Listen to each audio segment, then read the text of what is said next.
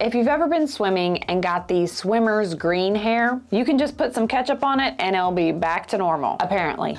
I have never tried this, but today we're gonna test it out and see if putting ketchup on your chlorine green swimmer's hair will actually work. We're gonna test this on hair that's actually turned green from the chlorine or copper, and we'll also test it on a hair swatch that I colored green. I left the color at my house, but this is Snow Leopard, I think, from Sally's in lime green. Is it Snow Leopard? Black bottle with a leopard on it. Before we throw some ketchup on these, I wanna cover why the hair actually turns green. Mostly this is going to happen on super blonde hair, and it's going to cling or turn green to the parts that are really porous. This doesn't actually come from the chlorine itself inside of a pool or hot tub. Are we doing hot tubs? I won't get in a hot tub, but would you put your head underwater in a hot tub? I don't think so. So the chlorine isn't the main reason why your hair is turning green. It's from metals, mainly copper, in the water. Copper can come from things like pipes. A lot of algicides have copper inside of them. When we add in the chlorine, it oxidizes all of those metals and it will grab on to the porous parts of your hair. And that's what's gonna give it that greenish, murky tone. You can kind of compare this to the Statue of Liberty. It's currently green, but it did not start out green. It's made out of copper, so it was that penny brown. So over time, the copper will oxidize due to the environment and it will turn green, the green like we see today. That's basically what's happening, just on a very small scale. So the theory behind this is that ketchup is red, but I'm remembering this. Does anyone remember early 2000s Heinz made a purple and green ketchup?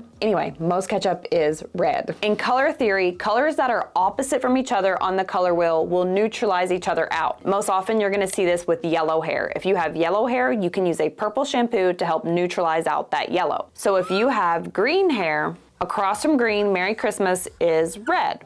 So we're gonna use something with red to neutralize it out. And on the pH scale, ketchup is acidic. We have tomatoes and it's made with vinegar. So technically that should help loosen up these mineral deposits. Here's the swatch with real chlorine green. This is my hair from a haircut I did a couple years ago. To get this chlorine green, since I do not have a pool, I took a jar of water and added pennies. And these were all pre-1985 pennies because those contain about 95% copper. And then I took a screwdriver and lightly scratched the pennies because some of them had, what is that?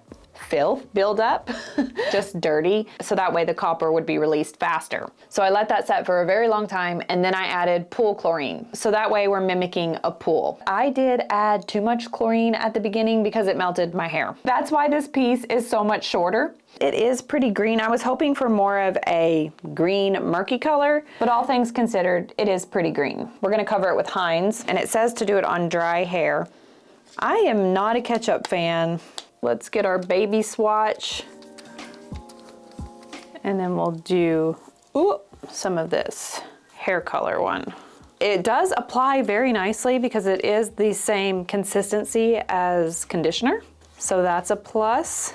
We're gonna really coat this thing. And according to the Google, it stays on the hair for 15 minutes. While we're waiting for that to process, a couple tips on some ways you can just prevent this from happening in the first place. The first one is to wet your water before you get into the actual pool. If your hair is already wet, it can't absorb much of the pool water. It's already absorbed the water from the shower. You know, they have those little showers by the pool you're supposed to rinse off before you get into the actual pool. So it's absorbed a great deal of that water. Now, it still can turn green, but it's less likely to happen if it's already been wet. I would suggest doing that and taking it a step further and adding in some sort of conditioner or some sort of leave-in treatment. It does not need to be anything fancy, literally something from the Dollar Tree, VO5, Suave, some sort of conditioner. So you're gonna wet it, squeeze it out, and add conditioner. So pretend this is a hair strand. The conditioner is gonna create a little blanket or a barrier around the hair so none of those chemicals can pass through. The metals, the copper, the chlorine, so your hair is not dried out, it doesn't get brittle, and it doesn't turn green. After you're done doing your thing, swimming, hot tub, putting your head under the water in the hot tub, you need to immediately rinse your hair in the pool shower or bathroom, wherever. You don't want the minerals, chemicals from the pool to sit on your hair. That gives them time to make a deposit. And if this doesn't work and you've got some serious green hair, you could use Malibu Sea has a swimmer's line. It is a little expensive, but it actually does work. And they make, hold on, let me find it.